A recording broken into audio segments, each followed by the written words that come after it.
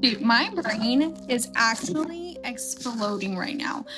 Okay, so I was just doing some Quran study, okay, and I was comparing it with the Bible per usual, because I'm a Revert Muslim and I used to be a Christian, and so I'm just like trying to figure everything out, right?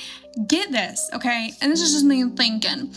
So in the Bible, Isaac and Ishmael, for anyone who doesn't know, they're brothers, and basically the lineage of Isaac is like the Jews and blah blah blah. Lineage of Ishmael is like the Arab nations and da da da da. Okay, so in the Bible, it only touches on Ishmael in Genesis.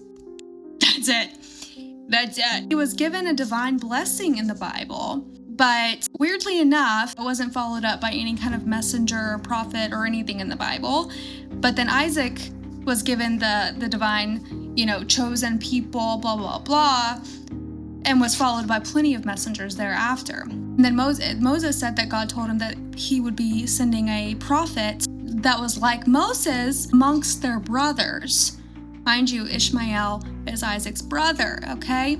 Prophet Muhammad, peace be upon him, descended from Ishmael, okay?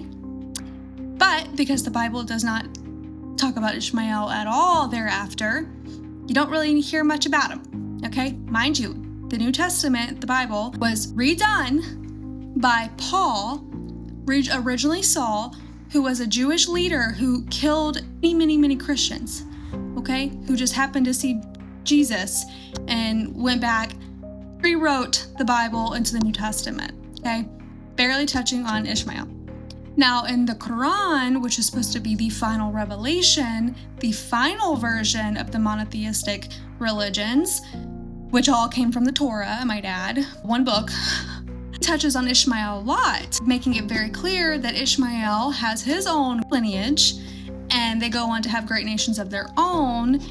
And essentially in the Quran, the story is that the Jews descended from Isaac, the Israelites, chosen people, continue over and over and over to disobey God and God's orders and become very arrogant, which is what it says in the Quran. Basically that you continue to go against my orders and I will continue to make you fail.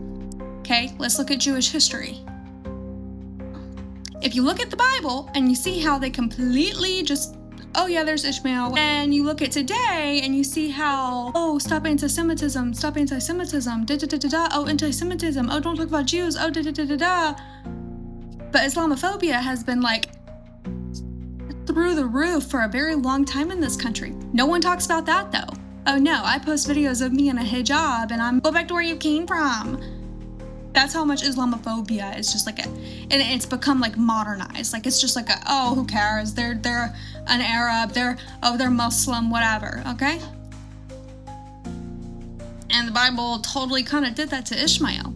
So furthermore, a lot of in the Quran, it talks about how oppressing others is like a ninu, okay? And being just is the closest to righteousness, okay? Basically remain true in your faith, remain true to the words of God, his teachings, do not astray, because surely you'll be judged on Judgment Day.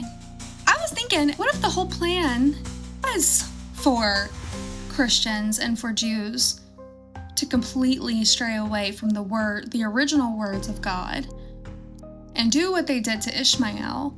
Mind you, they literally call Prophet Muhammad, peace be upon him, a false prophet, which reflects directly from even the Bible, but also most definitely from the Quran, of how the Jews didn't listen to any of the prophets. It touches on that a lot, about how they tried to kill many of the prophets that God sent. If you look at modern day, how Arabs and Muslims are treated, Jews are literally over there annihilating all of Palestine.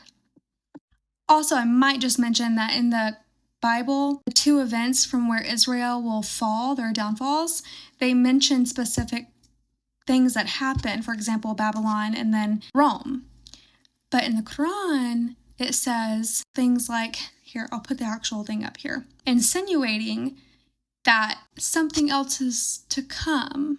Mind you, the first battle was Babylon, which is modern day Iraq.